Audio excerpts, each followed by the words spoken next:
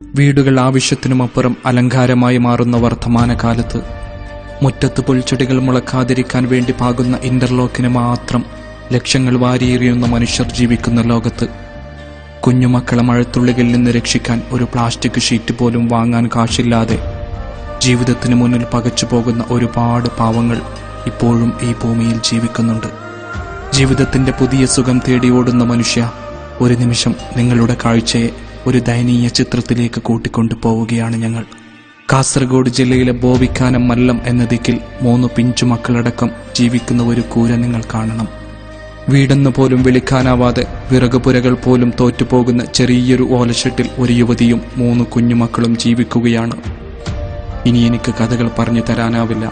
ഈ കാഴ്ചകൾ നിങ്ങൾ നേരിട്ട് കാണുക.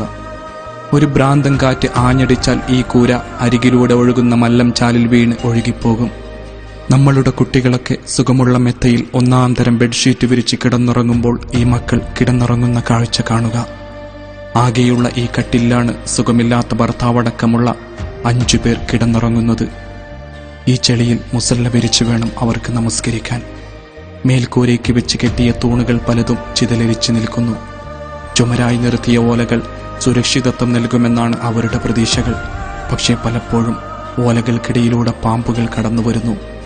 എത്രയോ രാത്രികളിൽ ഉറക്കത്തിനിടയിൽ നമ്മൾ കൊതുകിനെ തല്ലുന്നത് പോലെ അവർ പാമ്പിനെ തല്ലിയോടിച്ചിട്ടുണ്ട്.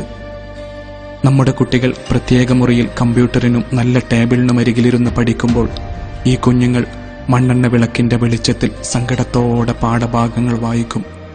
പലപ്പോഴും ചെളി പുരണ്ടു പോകുന്ന അവരുടെ പുസ്തകങ്ങൾ ഒരു ദയനീയതയുടെ എല്ലാ ചിത്രങ്ങളും വിളിച്ചു പറയുന്നു. സ്കൂളിലെത്തിയാൽ കൂട്ടുകാരൊക്കെ നല്ല നല്ല വീടിന്റെ കഥ പറയുമ്പോൾ 12-കാരനായ ഷാനിഫും 10-കാരി ഷഫീറയും 5 വയസ്സുകാരി സഫാനയും ഒരു വാക്കുപോലും മിണ്ടാനാവാതെ പകച്ചു നിൽക്കും.